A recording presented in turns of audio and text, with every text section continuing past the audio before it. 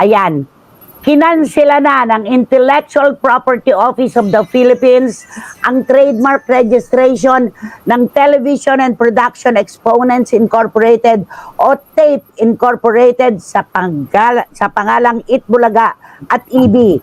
Ayon sa IPO Philippines, hindi napatunayan ng TAPE kung paano nila nabuo ang Itbulaga mark.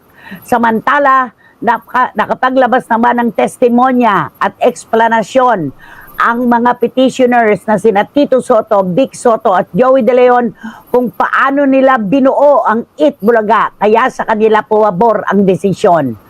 The petitioners proved that it is the originator and owner of the contested Itbulaga mark. Petitioners' explanation or story on how initially the idea of the Itbulaga mark came about did seem believable and credible ayon sa desisyon ng IPO Philippines. No. Napakalinaw po. Hindi na po magagamit ng TAPE Bulaga ang titulong Itbulaga.